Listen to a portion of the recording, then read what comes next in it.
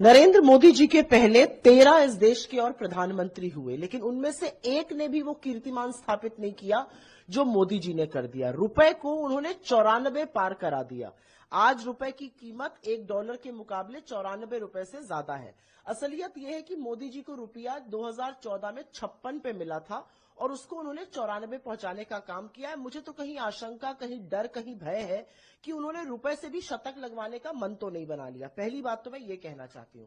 दूसरी बात मैं कहना चाहती हूं कि रुपए की जो वीकनेस है वो हमारी इकोनॉमी की इनहेरेंट वीकनेस को दिखा रही है। रुपया लगातार गिर रहा है, किसी भी प्रयास से थम नहीं रहा है। लगातार फॉरेन इन्वेस्टर्स जो हैं वो मार्केट छोड़कर विदेश भाग रहे हैं। एफडीआई नेट नेगेटिव हो गया है। ऐसा क्यों है कि भारत के निवेशकों को भी आज विदेश पर ज्यादा भरोसा है और कहीं ना कहीं रुपए के निरंतर गिरने से महंगाई बढ़ती है, क्योंकि हमारा इंपोर्ट बिल बढ़ेगा। जिन चीजों को हम डॉलर देकर खरीदते हैं अब हमें ज्यादा पैसा देना पड़ेगा, हमारा इंपोर्ट बिल बढ़ेगा तो हमारा जो महंगाई है वो बढ़ेगी, ईंधन के दाम बढ़ेंगे। और ऐसे में राहुल गांधी जी ने जो आगाह किया है सरकार को वो बिल्कुल सच है। और मैं तो गुजरात के मुख्यमंत्री जब नरेंद्र मोदी जी थे और जब वो कहते थे मैं शासन में बैठा और मुझे पता है रुपया क्यों पतला होता जा रहा है, आज वो बताए रुपया क्यों पतला होता जा रहा है। रुपए की प्रतिष्ठा को रुपए के गिरने को प्रधानमंत्री की प्रतिष्ठा से नापने वाले नरेंद्र मोदी जी आज प्रधानमंत्री है। वो कहते थे जैसे जैसे रुपया गिरता है प्रधानमंत्री की प्रतिष्ठा गिरती है। आज प्रधानमंत्री की प्रतिष्ठा किस गर्त में पहुंच गई ये देश जानना चाहता है। लेकिन रुपए के निरंतर गिराव से चिंता होनी चाहिए सरकार को, लेकिन लगता है फर्क नहीं पड़ रहा है। ईंधन में बढ़ोतरी हो गई, एलपीजी में बढ़ोतरी की बात कर रहे हैं राहुल गांधी जी कि ये संकेत है। बीजेपी ये बताए कि क्या उनके पास क्या एजेंडा है। ₹2 प्रीमियम पेट्रोल का दाम बढ़ा, ₹22 इंडस्ट्रियल डीजल का बढ़ा। इंडस्ट्रियल डीजल हर फैक्ट्री में यूज होता है। अब आने वाले दिनों में जो चीजें वहां पे बन रही हैं वो भी महंगी होंगी।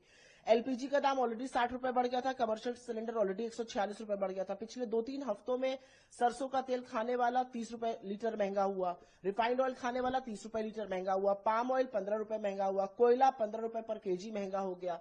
और लगातार जो प्लास्टिक सामान बनता है, जैसे प्लास्टिक की बोतलें जो आजकल गर्मियों में लोग फ्रिज में लगाते हैं, वो एक सेट आता था कुछ पैसे का, वो ₹40 बढ़ गया। तो फैक्ट्री एक तरफ बंद हो रही है, सेरेमिक की कितनी ही फैक्ट्री बंद हो गई, दूसरी तरफ जो चीजें गैस को यूज करके उत्पादन जिनका होता है उसके भी दाम बढ़ रहे हैं। लगातार लोगों की कॉस्ट ऑफ लिविंग, लगातार लोगों की रोजमर्रा की चीजें जो है वो महंगी होती जा रही है, लेकिन सरकार को इससे कोई फर्क नहीं पड़ रहा है। मेरा अपना मानना है कि सरकार को इस पर ध्यान देना चाहिए।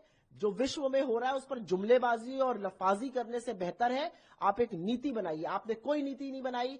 किल्लत चल रही है देश में गैस की, किल्लत चल रही है देश में बाकी सामानों की, और आप अभी भी मुगालते में जी रहे हैं। नौकरशाहों को आगे करके ये बताया जा रहा है सब कुछ ठीक है। अगर सब कुछ ठीक है तो आईओसी को अंतराल जो 2 सिलेंडर का होता है भरने का, वो 25 दिन से बढ़ाकर 45 दिन क्यों करना पड़ रहा है? ये लोग लाइन में क्यों लगे हुए हैं? तो मेरा अपना मानना है कि आने वाले दिनों में जो दिक्कतें हैं वो लोगों की बढ़ने वाली है, लेकिन सरकार को कोई फर्क नहीं पड़ता है।